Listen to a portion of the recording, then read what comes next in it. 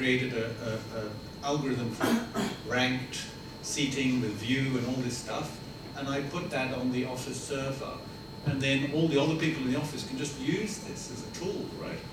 So this is a way of kind of, at the moment, everything seems to be just like, you know, everybody has to do everything, and there doesn't seem to be any kind of scalability to the process.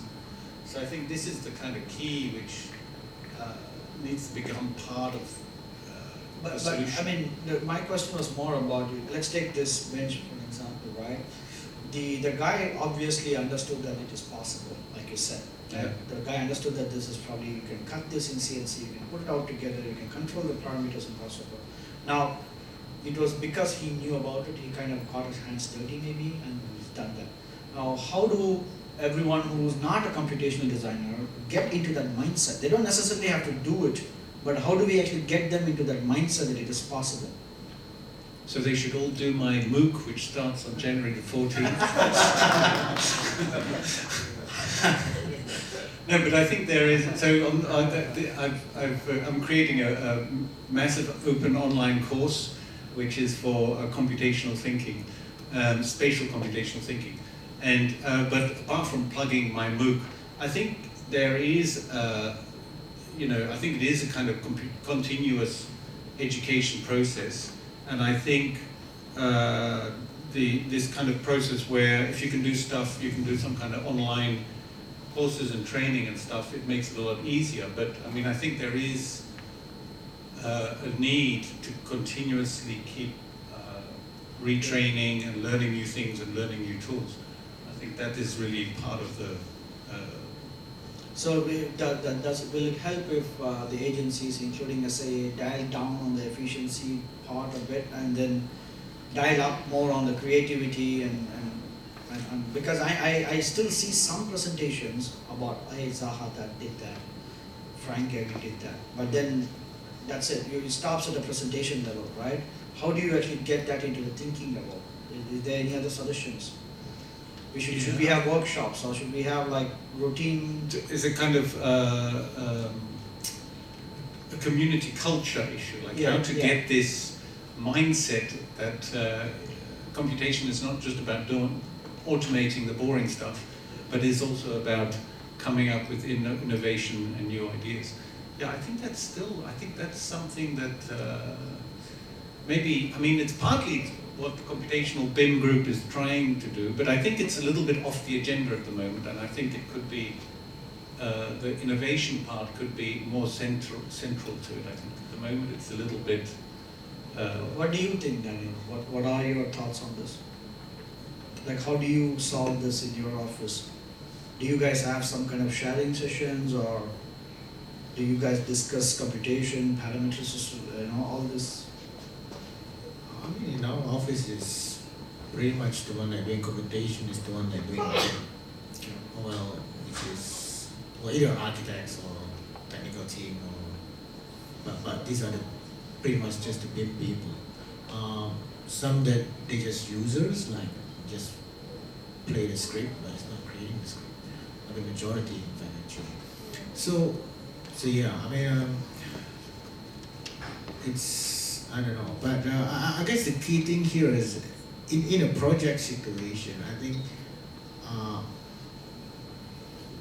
let's try that everybody must use digital tool to start with, okay? Because some of the projects AutoCAD is digital tool too, right? But yeah, I mean, computational is one of them, right? But the problem right now is they're not even using digital tool to start with. Right, for the rest of the project, some of the senior guy, whatever, they even say for example, that's simple thing like sending, say for example, instruction or RFI or those kind of stuff. I mean, can we make that process more seamless with digital stuff? So then when it comes to fabrications, everything, all they just come together nicely. You don't have to actually wait for someone to sign the thing on paper and then, I mean, then it comes to the next question, right? There's one group that does the 3D model, but the others, predominant, like you said, majority are not interested to actually get their hands dirty into the 3D model. But then there's also a question there. So how are how is this so much duplication happening? Why is that, like, this 3D model not passed on? I think we briefly touched upon this, but then what will incentivize people to pass along 3D models? You know, BC has come up with the IDD framework in 2018, integrated digital delivery, where the entire set of people come together right at the start of the project. I mean, it's still a framework. I do not know how to have a proper implementation of it, primarily because who owns the model? Who takes ownership of it? It's a big question. I mean, our contracts do not answer that, right? But at the same time, we all are equally responsible. So how do you think, what are your thoughts on that? Okay, I'll just give you an example. A couple of our projects actually, we're using cloud service like BIM 360. Between consultant and contractor, we actually alter the model together. Because currently it's in construction state, but of course consultant need to do some changes still here and there, and there's some other design additions and blah blah blah. All those things we alter together in the same environment. That is actually forcing everybody to contribute and I guess resolve this kind of collaborations issues. How's it working? It started. Okay, during design stage where not so many people involved, I think it works better. But when it comes into construction stage where there's subcons and all that, there's a bit of challenge. So of course, subcon models will be like separate, but the main con model still intact, still part of the main model. Yeah. Of course, it's a bit challenging on that. I think it would be good if the contractual are actually moving towards kind of a collaborative contract and all that in the future. That will help the collaborations even better. Because right now it's like we're just doing it for the sake of okay, let's do it differently. Because we know. I mean, but the thing is, you need to know your contractor partners or your other stakeholders that doing or that's going to touch the model at the same time as you, right? Because that's really critical there. Yeah, you're right. I mean, we do have these VDC sessions with the contractors where we go all on the VR and then see what's clashing and then we leave some notes and all that. But ultimately, we have to still we don't pass the BIM model along to the contractor. And even if we do in certain cases, the contract tells the contractor to rebuild the model. Because it's in their contract to make sure of the accuracy of the model. So they kind of take that model and then go to the site, do a even higher sampling of a survey, and then make that a better model. Yeah, in that project that I mentioned, we actually give the model and then they continue from our model, and we're still actually doing some of the modifications in the same model.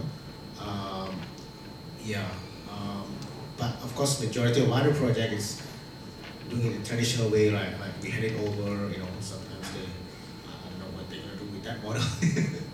It's cool. So, I mean, we should wrap up soon, but let's spend 5 minutes with the audience here at least. Any questions that you want to ask the panelists here? It could be about anything. Yes. I just want to ask a question in terms of the long term. I have a son. He is actually, from my understanding, that actually current primary students in Singapore are actually learning already coding in schools.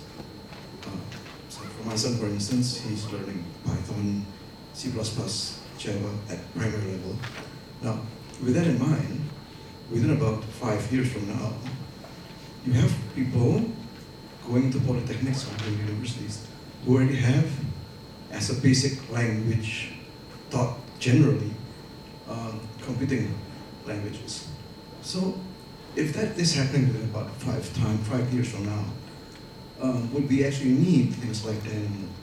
And why can't they use a more common language like Python or C++ and Java, which has a wider use, and teach that instead? That's a fantastic question, actually. Right. I think I can vouch for this because Patrick had tried everything in the book to teach in NUS. Started with Grasshopper, I think in our batch it was Houdini, then he created his own tool on the web browser, which is totally agnostic, it is not on top of any other tool, it runs on the browser. But the best thing is to actually sit and code it, right? And primarily because the reason why it's not done is because there was no demand for that. And slowly, with this group coming in, there's a slowly demand. And shameless plug here, I recently hired a student of Patrick to be in my studio in Singapore. Zuli is here. So the idea is if more and more companies are serious about this and they want to invest in all this, right? I'm sure that more and more people will start to learn this.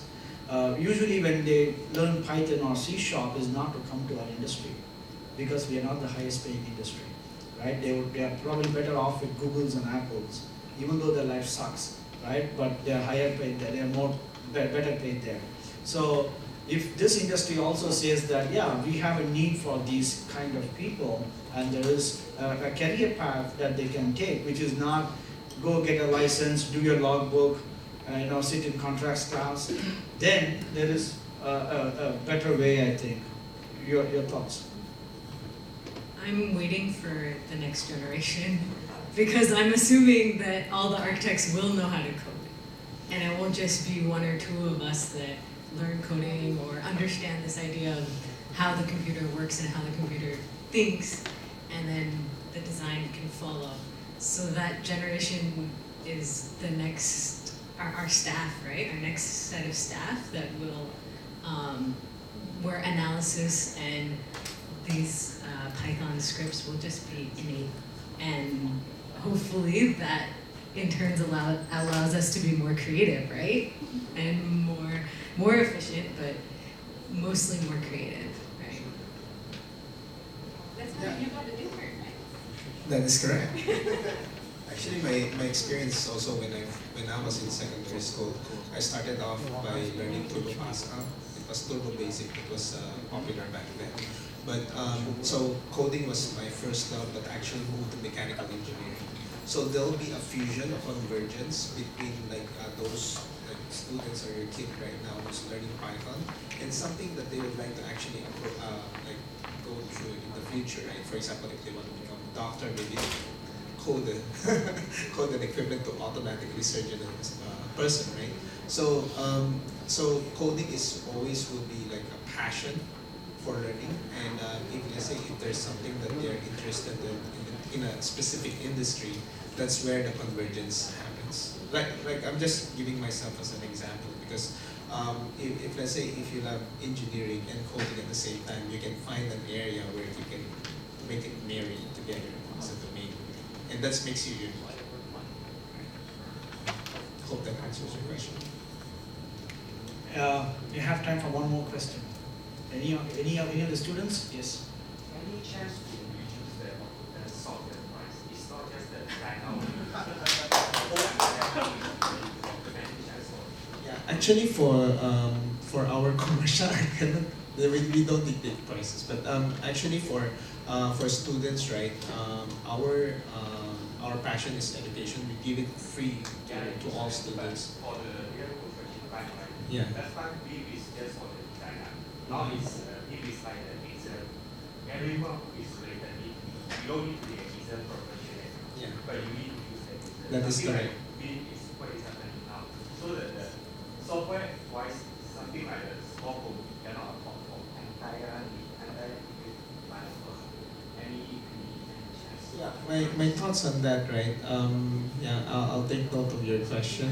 Yeah, I don't dictate prices for all of this, but actually, all the money that comes in from our subscription is actually are being funded for R&D for next generation of tools. If you're not aware, actually in our office at Fusionopolis, we host about 400 R&D developers, ranging from AutoCAD to Revit to Forge to Build 360.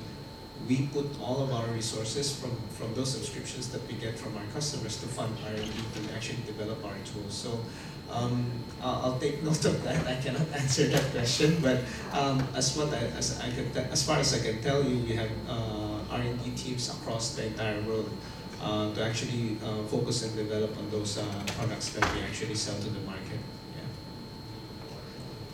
Yeah. All right. Okay. Thank you. You've been a wonderful audience. Thanks for your patience. Feel free to email us any questions that may pop up in your head while you're in the MRT. So, feel free. This is a community of practice, so we're all in this together, right? Thank you so much. Thank you to the panelists.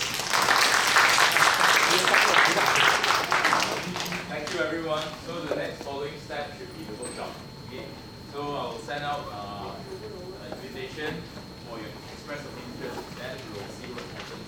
Okay. Thank you. Thank you, Pong. Thank you, everyone. Thank you.